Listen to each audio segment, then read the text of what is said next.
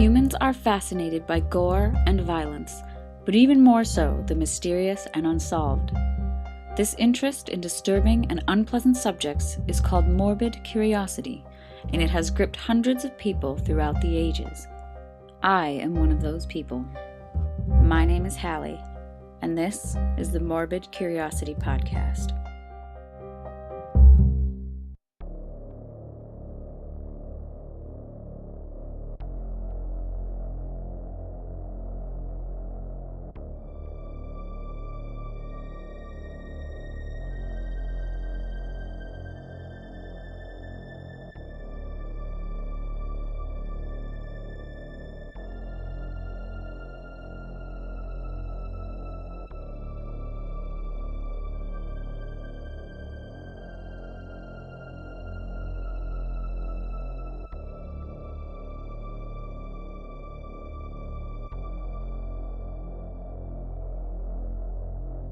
I'm a fan of science fiction movies, partly because of the special effects, but mostly because the genre is home to the most unique storylines. One sci-fi movie plot that stands out to me is Invasion of the Body Snatchers. If you haven't seen it, it's a horror film from 1956 about a doctor who returns home to find that certain people in his life are being replaced by imposters.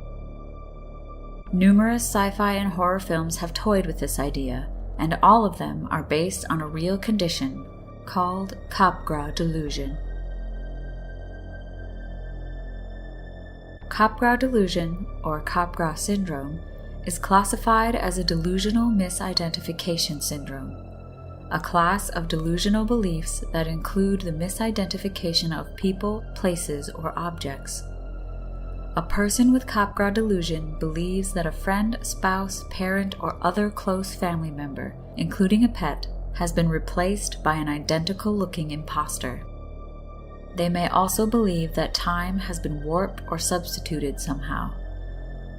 This delusion can be acute, meaning it only lasts for a short time, transient, where it occurs on and off, or chronic, meaning it lasts for a very long time. The delusion was first described by a French psychiatrist named Jean-Marie Joseph Capgras in 1923. He reported that one of his patients, a Madame M, had insisted that identical-looking persons had replaced her entire family. As time passed, her delusion spread to include her neighbors and friends.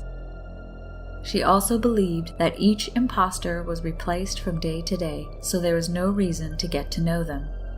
In the end, she claimed to have had over 80 husbands.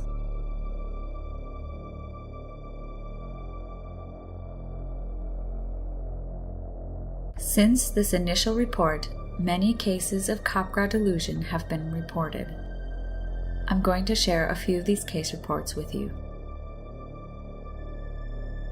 The first of these case studies was reported by Drs. Passer and Warnock, who in 1991 published a case on the treatment of a woman with Capgras delusion, whom they referred to as Mrs. D.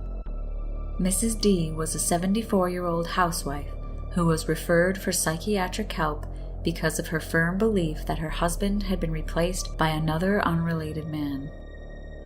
She refused to share a bed with the imposter, locked her bedroom door at night, asked her son for a gun, and when an attempt was made by the police to hospitalize her, she fought them. At times, she also believed her husband was her deceased father. However, she recognized her other family members.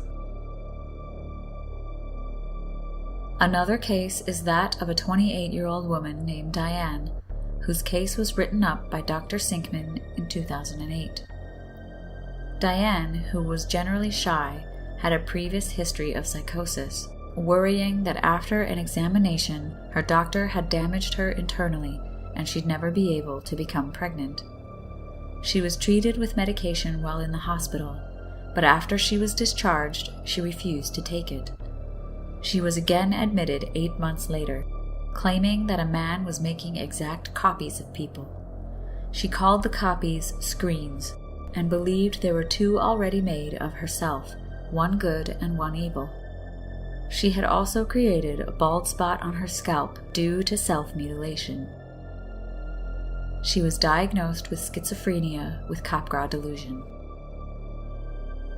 Different to the first two cases, the next case I'll talk about is one that developed due to a neurodegenerative disease, or a progressive loss of neurons in the brain, that was reported in 2007 by Dr. Lucelli and Spindler. A 59-year-old man was brought in by his wife for cognitive and behavioral disturbances. His wife said that 15 days prior, he had said she was a double of herself. He asked her where his wife was. When she answered that she was his wife, he denied it and said his wife would probably come home later. The man's cognitive function progressively deteriorated. As you can see from the case reports, some of those afflicted by Capgras Delusion become deeply paranoid about everyone around them, while others experience the delusion without fear, but wonder simply why their loved ones have been replaced by exact imposters. One of the things said by people suffering from Capgras Delusion is that these imposters, while they may look and act like the real person, are missing the essence of the person they are posing as if their soul is gone. Often, people suffering from Capgras Delusion name no motive for the replacement. They don't believe someone is out to get them. The delusion, however, doesn't end there. It can move from doubting a loved one's identity to doubting your own. After seeing himself in a mirror in his doctor's office, one man pinched himself and wondered aloud if he and the man in the mirror were the same person. Similarly, one woman grew furious every time she saw her own reflection because she believed the woman in the mirror was trying to lure her husband away. When she used her makeup compact, however, she was aware the reflection was her own. But in larger mirrors, the woman she saw was a stranger. In order to treat her, her doctor used several sizes of mirrors. Starting with the smallest, he had the woman look into it until she recognized herself. Then he moved on to the next largest size of mirror. When she was able to recognize herself in a full-length mirror, she was cured of the delusion. Sometimes, Capgras Delusion centers around an object or pet instead of a person. One psychiatric doctor reported a patient who believed his dog had been replaced. Another described a patient who thought that overnight his shoes and other belongings were being replaced.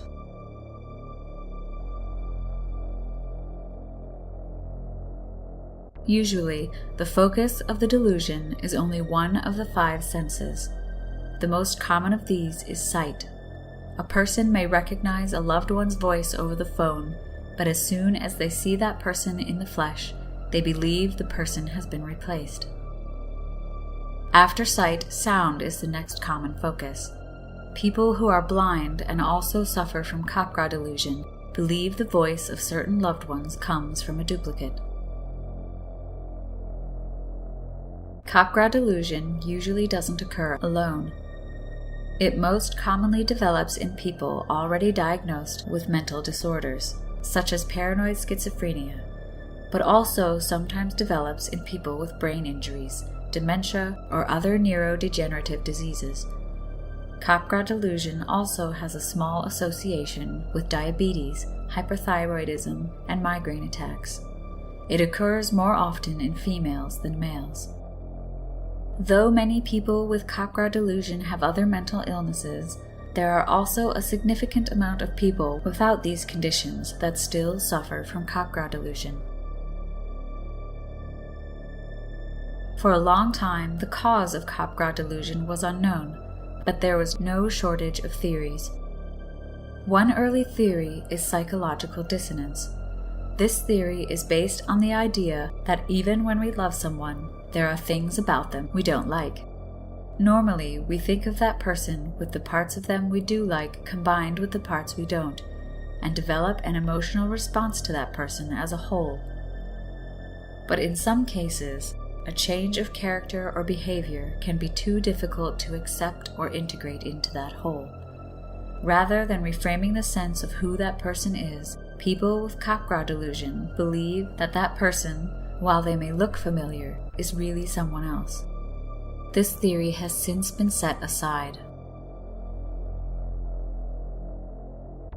A clue to the possible cause of Capgras was the result of a study of brain-injured patients who developed prosopagnosia, a condition in which the patient is unable to recognize faces. In 1984, Dr. Russell Bauer demonstrated that even though the patient did not consciously recognize the faces of those they knew, they did have an automatic or emotional response to the image or presence of that person. This emotional response was measured by a galvanic skin response test. A galvanic skin response test, or an electrodermal activity test, reads the conductivity of the skin through the amount of sweat produced by it. This test is based on the theory that, as sweating is controlled by the sympathetic nervous system, the part of the nervous system responsible for fight or flight, it can be used as an indication of an emotional response. Through this research, Dr. Bauer suggested that there were two pathways to face recognition: conscious and unconscious. In a paper published in the British Journal of Psychiatry in 1990, psychologist Hayden Ellis and neuropsychologist Andy Young suggested that Capgras delusion might be the mirror image of prosopagnosia. People with prosopagnosia do not recognize their loved ones, but have an emotional response to them. Capgras delusion patients, on the other hand, recognize the person but have no emotional response, according to their galvanic skin response tests. In 1997, Ellis published another study that featured 5 patients with Capgras delusion.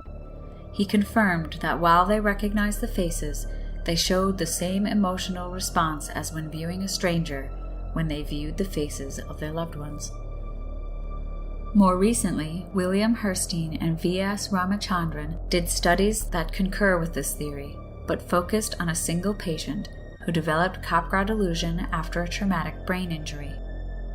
Ramachandran, who wrote of the case in detail in his book Phantoms in the Brain, theorizes that Capgras delusion can be explained better by structural problems in the brain. When we see someone we know, a part of the brain called the fusiform gyrus in the temporal lobe of the brain identifies their face. That message is sent to the amygdala, the emotional part of the brain.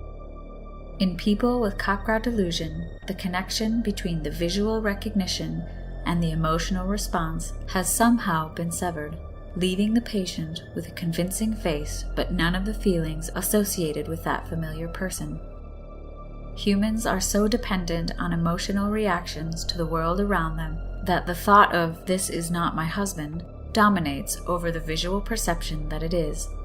The compromise the brain jumps to is that it must be an imposter. Ramachandran also suggests there is a relationship between Capgras syndrome and a general difficulty in linking successive episodic memories. This theory is similar to an older one, put forth by Drs. Marin and Silberfarb in 1976.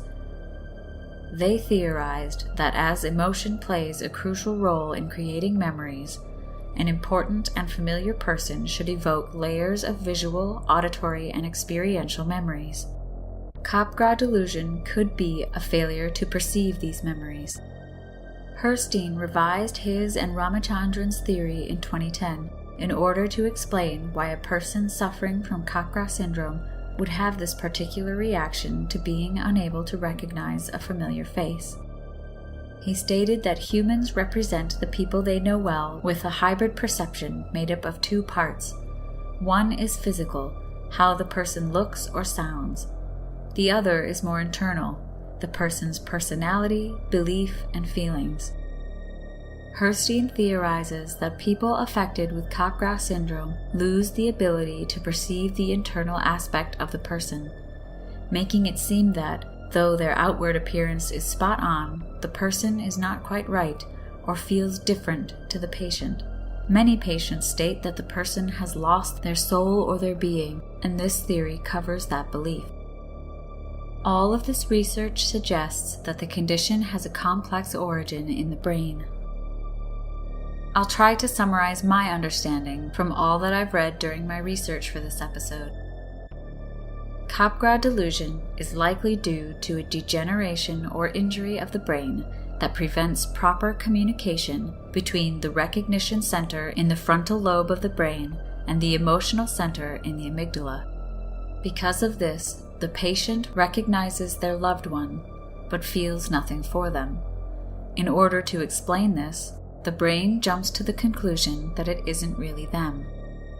I could be oversimplifying things, but that's how I understand the current theory on what causes Capgras delusion. Feel free to correct me on social media or by emailing me at morbidcuriositypodcast@gmail.com.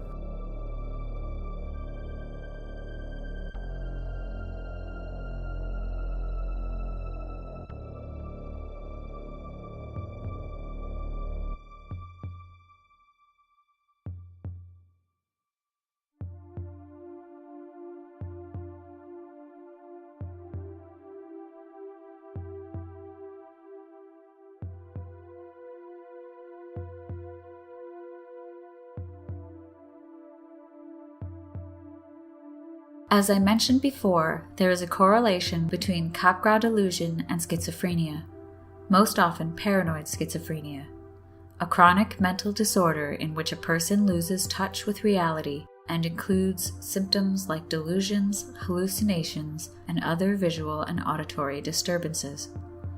Capgras delusion occurs most often aside chronic schizophrenia, but not everyone with Capgras delusion has schizophrenia.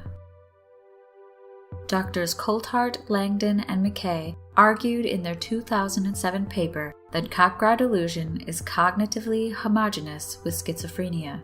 It's always based on two cognitive impairments, these being reduced emotional response to a familiar face and the impaired ability to check one's own beliefs against reality.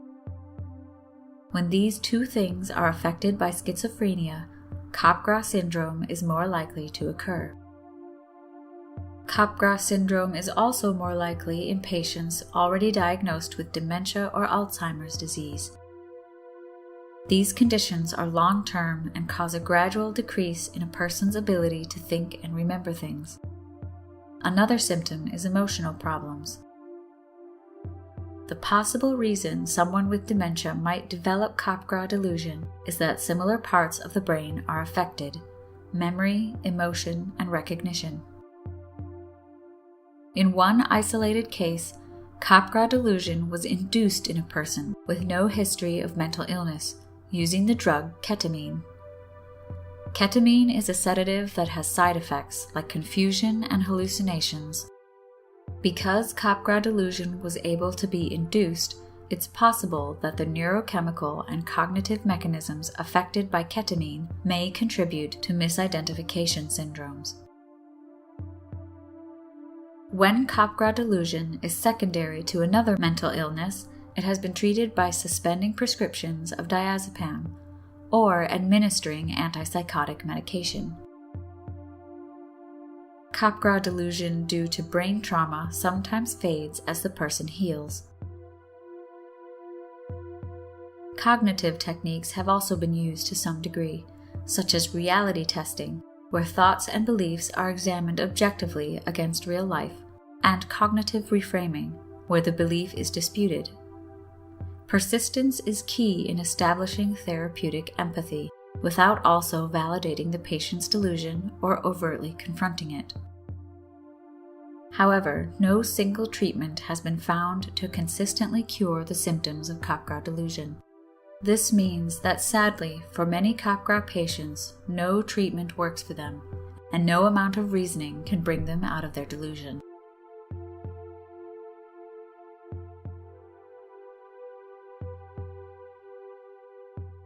Capgras delusion can be terrifying to the person suffering from it, but the effect on the supposed imposter can also be devastating. To them, it seems as if their family member is rejecting them for no reason that makes logical sense.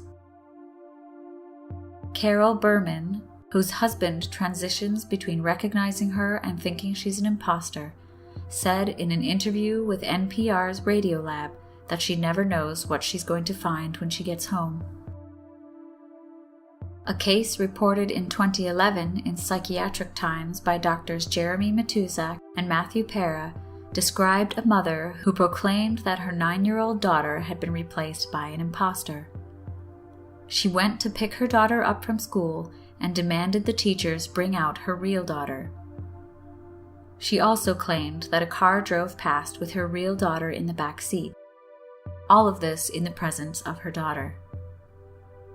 This was extremely hard on the child and will most likely affect her for the rest of her life.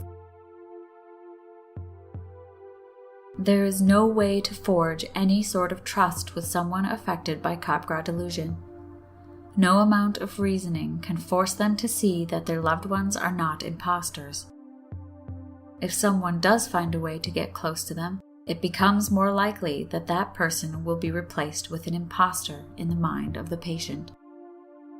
Not only do they not recognize their loved ones, sometimes people suffering from Capgras Delusion can become violent against the people they believe are imposters.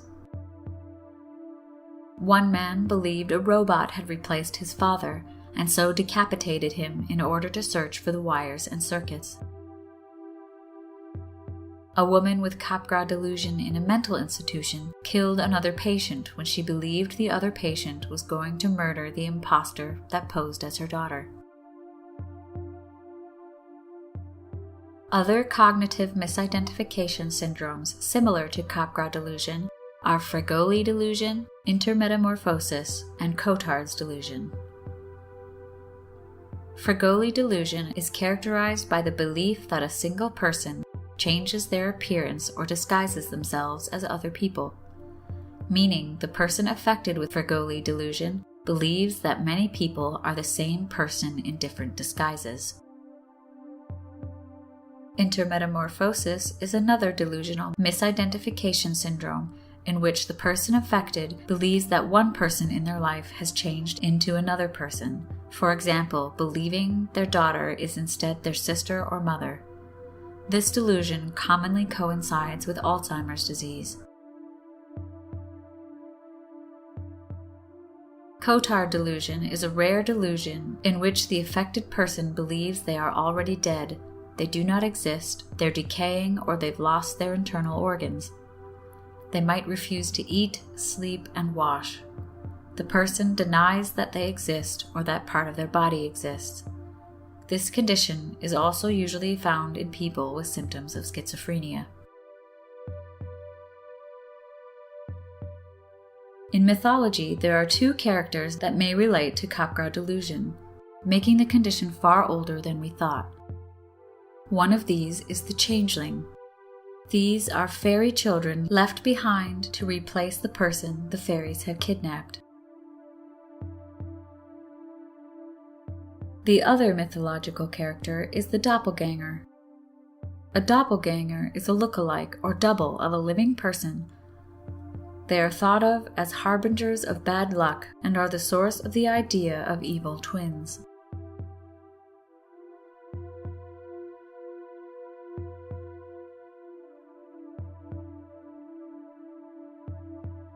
The human mind uses many interconnected actions to interpret our observations, building a platform that helps us interact with the world around us. If one or two of these connections is damaged, fascinating and terrifying problems can arise. But through the study of these problems, some of the inner workings of the brain can be laid bare, and this pathway to discovery is what draws out our curiosity.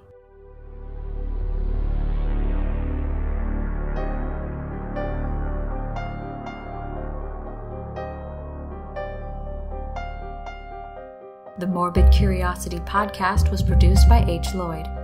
If you want to get in touch or recommend a morbid topic for me to talk about, you can tweet the show at Morbid Podcast or join us on Facebook and Instagram at Morbid Curiosity Podcast. If you like the show, share us with your friends or give us a good rating on iTunes. Your ratings and shares help us find new listeners so we can keep it creepy here on the MCP. My name is Hallie, and until next time, thank you for listening.